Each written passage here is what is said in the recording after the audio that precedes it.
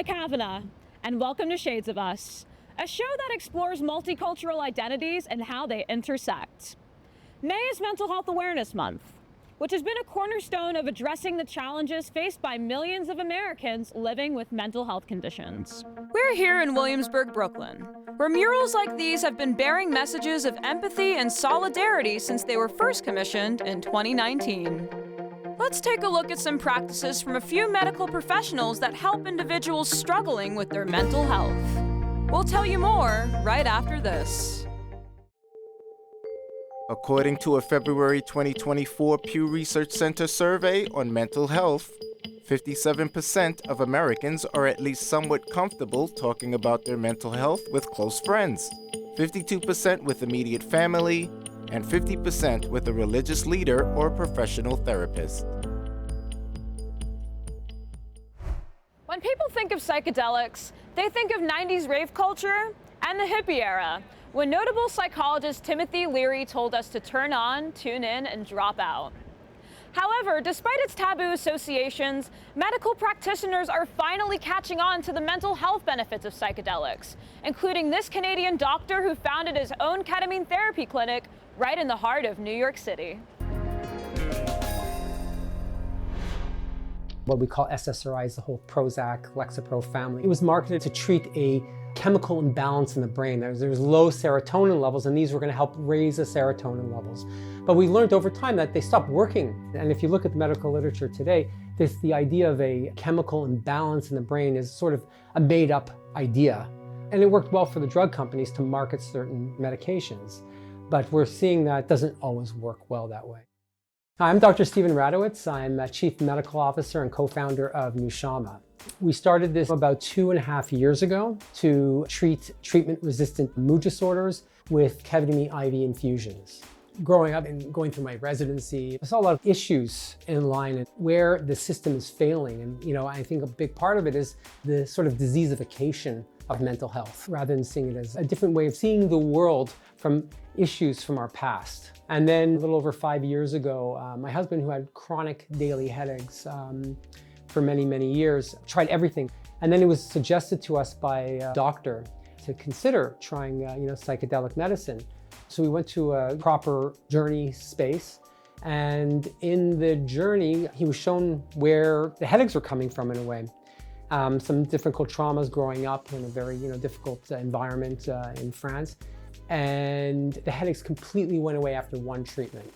So I saw how powerful this can be. So I started experimenting with proper set and setting. We went to a number of different types of journeys, from MDMA, psilocybin, ayahuasca, San Pedro, things like that. And I saw someone I met along the journey called me and said, hey, we're looking for someone to help us open up this psychedelic wellness center using ketamine. There's years of research on this and very effective research. So I joined it, and maybe about a year and a half ago, I just went into this full out and gave up my medical practice, which is a little crazy, but I did it. I feel like I'm really doing real medicine here.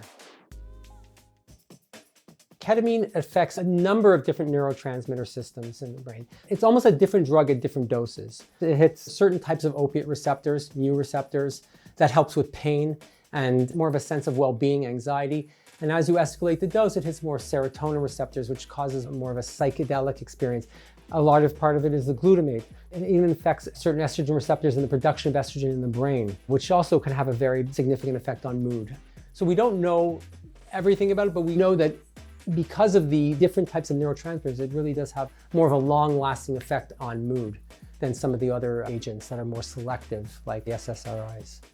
So anyone who comes in here is initially screened to make sure that this is a good option, a safe option for them. We only take people who have treatment-resistant mood disorders, so people who have been through years of therapy, years of various different medications. We go through their full psychiatric history, medical history, and once we determine that they're cleared, they enter the program. Our protocols is a series of 6 infusions, usually 2 infusions a week over a 3-week period. Once they come in for the infusion, they meet with a nurse. We do a full nursing assessment. We check their vital signs, blood pressure, pulse. They put an IV in and they hang saline. Then they meet with myself or the nurse practitioner. and we go over the dose. We always ask permission actually to give the medicine, so that's very important for us. We start off usually at a certain dose, and then each time they come in based on how they responded to the previous experience and how they're feeling since the last experience, we'll tend to go up a little bit each time based on the effectiveness of the previous treatment. Everyone meets with an integration coach, which is either a therapist or a life coach who helps sort of set the tone, set their intentions before they start the infusion. And then they put on an eye mask, they put on earphones, and the music. The music is a very big part of the treatment, just as important as the ketamine itself. And when you listen to it under the influence of the ketamine, it elicits very vivid dreamlike sequences and different experiences. So with the eye mask and earphones, they go into it. It's about an hour, 60-minute infusion, and then a half hour to come out of it. And then they meet with the integration coach at the end to sort of make sense and to integrate some of what comes up in the journey into their daily life. We've been using this since the 1960s, so it's not a new drug. The nice thing about it is it doesn't affect the respiratory drives or desire to breathe, it doesn't affect our heart function, it doesn't affect our gag reflex, our ability to swallow our saliva. All that is always intact. I describe it as almost like liquid meditation. You're almost more awake and alert than you are right now. And it really brings you to a state of awareness of our essence. That's sort of eternal. And that's where the spirituality comes in. What we've been doing is we've been seeing our emotions as something that needs to be suppressed. I call it like a psycho-spiritual misalignment in life. When sometimes deep inside there's a part of us that knows where we want to go in life. And sometimes life, for various reasons, takes us on a divergent path. And I think the emotions are just there to let us know that there's this sort of misalignment between our intuition and our intellect. Instead of seeing the emotions or avoiding the emotions, we want to actually look at them with more objectivity and see where they're trying to lead us and to listen to them. And the brain is here to make sure that we stay safe in this world. That's the ego. And it does so through taking past experiences and trying to predict future dangers based on our past events, our past experiences. But a lot of the things that went into the programming of this operating system are old things as kids. And we haven't updated the operating system since we've been a child. We don't want to always see what's in front of us based on something that happened to us, the way our parents reacted. We want to see things the way we choose to see things from where we are in our life right now. And that's where psychedelics really help us. There's a relay station between our past memories and our emotions, and it's called the default mode network. And what a lot of the psychedelics do is they sort of suppress this relay station and allow the brain to work in more free flow and choose how we want to see that situation. Wisdom is a memory without the emotion. Within those difficult events, there's some beautiful pearl of wisdom and strength in there. So to go and we want to grab it, we just have to give it some time. So to step outside and accept, and then learn forgiveness. And that's what psychedelics, to me, is all about. Acknowledging the interconnectedness of mind, body, and spirit, this trained music therapist and Kambo practitioner combines music therapy with ancestral medicines.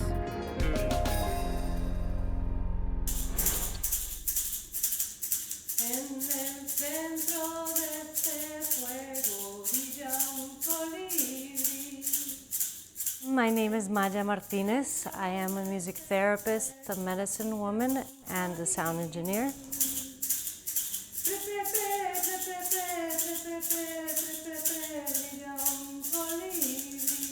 A brief story about my coming to the United States. I came when I was very young and began to study music at the age of 9, as well as training as a gymnast. When I graduated from high school, I had been a musician my entire life, and I was signed to a record label and went on tour as a professional musician. Then I joined the United States Army as a sound engineer. And then I moved on to study music therapy, medicine music, and facilitation of ancestral medicines.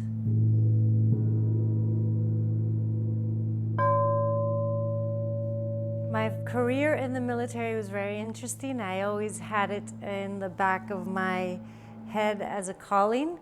And my family in Colombia is very militant. Nobody is in the military, but we are very militant. So it was something very natural. I met the chief commanding officer of the 78th Army Band, and he invited me to join the band as a musician. And in that moment, I saw the opportunity that was perfect because I could live the dream of being a real soldier and combine that with my music studies. I was able to become the first woman soldier to graduate as a sound engineer from the Army School of Music. That was a huge opportunity to represent the strength of women as soldiers and as professionals. So in my path of combining what is medicine, music, and music therapy with ancestral medicines was something that very naturally came together. I consider music therapy and medicine music one of the most powerful medicines of all.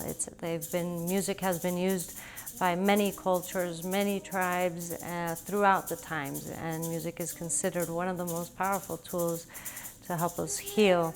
My combining of other power tools from ancient ways with this was in a search of finding more tools to be able to provide my community and to support this work. So power plants may be used, animal secretions, different tools that our ancestors have used for many lineages and been passed down, and these teachings can be used in these type of work. It's always been a calling since I was a young age, and I think everything that I've ever done has to do with the same path. Well, a typical session with me first involves an intake call where I get to know the client and their situation, their medical history, their needs. From there, from the intake call, I will get intuition about what the client is looking for, what the client is needed, and then from there we plan our session. This can involve just medicine music or the use of ancestral tools or a combination of both, and it really depends on the person's need. It's kind of very catered. I work in different formats. I have private sessions where I work one-on-one with each individual client. I also work in small groups, intimate groups, here in my studio space, and I also do bigger retreats and huge retreats, so it really depends. Here in New York City, we do upstate. I go upstate and do bigger retreats, and sometimes I do big groups here in Brooklyn in different places, and sometimes in Colombia and Brazil, we do groups of 50 people, 100 people, 70 people. It really depends on the place, the situation, and what the work is involving. In this type of work, there are many ethical considerations to be taken into account.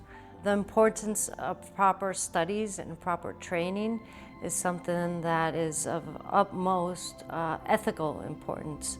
It is important to be well trained, and nowadays maybe not even by one tradition, by multiple traditions, so that we can get a sense of how to bring a holistic view to this work.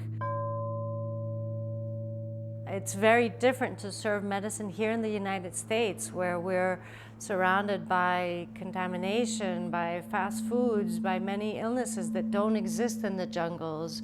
So I think that working with these tools here requires even more specific training so that we can be prepared to support the community in best ways and most responsible ways. I think one of the most important things is to really listen to our bodies and to listen to the callings that we received.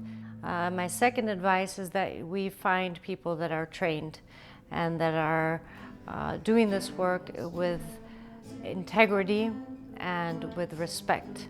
The beautiful thing about these tools is that in some ways they are endogenous. We already produce them inside of us, so I see them as plants that are here and tools that are here to help us remember the own medicine that we carry inside ourselves.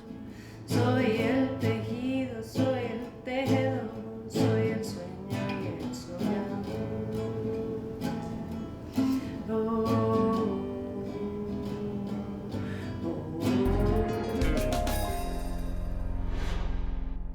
The lack of proper mental health resources provided to first-gen children of color has been rife, especially since the start of the pandemic. And to address this issue, we spoke with a pediatric therapist with over 20 years of experience in the field.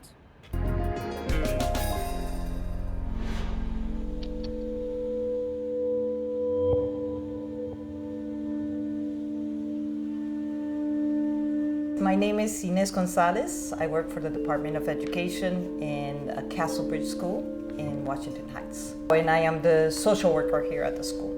My family left Uruguay because of a dictatorship, and we were disconnected from our family back home. And that was really hard on my mom. And I saw how she struggled with mental health because of it. And that inspired me to become interested in it. And I loved it, so I pursued it. I think, it's a stigmatized profession. I think people feel that you have to really be struggling and you have to be crazy to access mental health services, but it really can be a preventive service. It can really help people deal with regular life struggles, and also it affects your physical health, your mental health. So that's something that now we know a lot more, but maybe the public in general doesn't understand the connection between the body and mental health, and I would love for people to learn a little bit more and how that's part of your taking care of yourself and your body as well. I love working with children. They're really full of hope. I love their perspective. I love to see the world the way they see it, understand problems the way they see it. For me, it's really, it's fun, but it's also a lot of mental work. Sometimes it looks like you're just playing, and I'm sure people from the outside is like, well, you're just playing with them, but there's a lot that goes to it in your mind as you're thinking. I like that challenge. I like thinking about the children's perspective on how they make sense of the world, especially now with so many complex problems and how they make sense of it. I do feel that I think the access is a huge problem. I think we need to make a public investment in mental health, and I think we would see outcomes improve in health, in community relations, even in the need for security and police. I think it would, if we invested more in mental health, we would see, as a community, would see improvements in so many areas. And while there's a costly investment at the beginning, I think in the end it would end up saving money and saving lives. I think it would be a much better use of money than, after the fact, after people struggle, after families struggle. There is a crisis. It's not just because there's a lack of services, which there is, or there's a greater need for that. And I think after the pandemic, I think the levels of anxiety that children are experiencing, and families in general, I think have been difficult in big cities like New York that are experiencing such a shift of population, budget crisis, all that. I think there is a greater need, the families that are trying to make their way in very difficult times. I think you can easily see it by the long waiting lists. There are places to refer families, but it takes a lot of persistence from the families to get in, and the wait lists are very long. And then once they get through the waiting list, they cycle therapists quite a bit because, they graduate young and they go to these clinics that are in, high service needs areas. And then, 6 months later, they finish their internship and they go, and then somebody new comes in. So that's how it becomes obvious. You see that people struggle to access it. Even you overcome the barrier that families may have some stigma about mental health, then they decide to do it, and then it's very hard to get in. So sometimes they give up. So that's how you know the need is great. Sometimes it's very hard. Families are waiting a long time for services.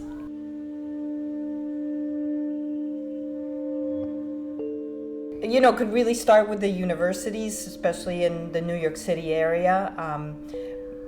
I think it's important to make it accessible to more people that want to become therapists through scholarships. I was a recipient of a scholarship which helped me graduate. I think the other solution is for New York City to make an investment in social workers in schools, particularly in high schools. I think there's a great need there. And it would be great to have more collaboration with some of the community providers, agencies. Like we have in our building, Columbia Presbyterian has a room here right on our floor, which is very convenient. It'd be great for them to be having a full functional clinic. It's a small little room, but also having preventive services in the schools. I think, even if it's not mental health providers, but to have groups for children, where they can talk about things that are on their minds, groups for parents. I think they're so important, and it really is therapeutic to see other people struggling with similar issues. I think those are good starts, and it could help communities like Washington Heights.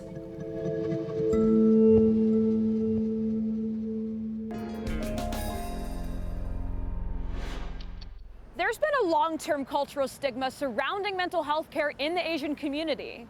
And a group practice of Asian American therapists is working to address that by incorporating cultural understanding in mental health care for the AAPI community. We sat down with Sujin Lee and Linda Yoon, co-directors of the Yellow Chair Collective, to discuss this effort.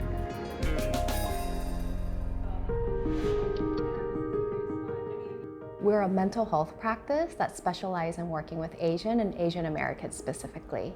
Having an Asian American therapist as an Asian American can be really important because when people are coming in, oftentimes there's a lot of cultural and historical barriers that are playing into people's current trauma issues. And they don't really recognize that until you're sat with another person that truly understands that identity and that historical element. And so to be faced with those challenges and to be understood those challenges are a really important process of healing. I noticed clients who found me were other Asian American, a lot of times female, who wanted to find a therapist they can see themselves in, who wanted to find therapists who will understand their culture. In a lot of ways, historically, Asian Americans have had to go through acculturations, which meant that they're abandoning a part of their history and identity. And so that looked like they're coming to America and being told that they have to get a new name, right? Because your name is too hard to pronounce, right? That's a way where identity is being hidden, or identity is being put away, right? Put aside. And so these are subtle messages that a lot of us are receiving that what we're trying to strive is hiding a part of ourselves. And so when we sit with another therapist that is able to see all elements of the hidden part of ourselves and the family dynamics that we deal with, then we're able to really put on the table the full breadth of the trauma work. Asian American women both experience racism and sexism. And a common topic that I work a lot with other Asian women that I also experience is expectation of gender role in our Asian families, or even in corporate settings, work settings, and how we're perceived as Asian women, like not taken seriously sometimes, or have to juggle all that gender expectation. Intergenerational trauma is a huge topic in a lot of racial cultures, but in the Asian and Asian American community right now specifically. And intergeneration means being able to have something of the previous generation be passed down to the next generation. And so when we attach the word trauma to that, it's the trauma of our previous generations that is being passed down over and over again to the next and future generations. And so, for example, a lot of war and displacement has happened in a lot of the Asian countries. And so that has placed a lot of traumatic experiences and behaviors and beliefs around the world for the previous generations. And those beliefs and those ideas, and even the way that we react to the current situations, are ways that in which it's being passed down to the next generation and to the next generation. I still have this memory in my middle school days. There was just so much going on within my family. There's so much chaos, and I also experienced family violence. And my younger sister heard about therapy from her white friend, and she decided to ask my dad, hey, instead of like all this happening, why can't we just try family therapy? And there was a little bit of silence. It was a really scary silence. And then he just yelled, just really angry that she could suggest such a thing, that it was failure to him as a parent, that he was doing something wrong. Asian Americans are the least likely groups to seek mental health services. And I think that stigma goes along with that result of that. And so what we try to do is create accessibility in a lot of ways. Number one, there's linguistic accessibility. And so a lot of first-generation immigrants have a really hard time finding mental health services because a lot of therapists just don't speak their language. And so we're able to provide about 15 different languages right now in Asian cultural languages. And the other element is around financial accessibility. And so we have a breadth of different sliding scale and scholarships and the support groups that we've opened so that we can try to bridge the gap of that financial barriers as well. Another way that we're doing that is through accepting insurance. Many of the private practices do not accept insurances, and then many of the community mental health services do not accept insurance actually, because they're serving the lowest of the SES class. And so then there's a huge gap in the middle where many of the Asian Americans are falling under, where they can't access care. We have gotten a lot of response and people saying, I see myself in this group of people, and so I already feel empowered. And now the younger generation is coming to terms with the ways in which we want to be able to be more outspoken and be creative and do the things that really serves our own identity.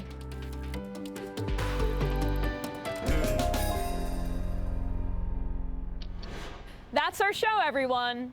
If you want to know more about the guests we featured, check out our Instagram page at Shades of Us TV and online at tv.cuny.edu. I'm Hannah Kavanagh. See you next time on Shades of Us.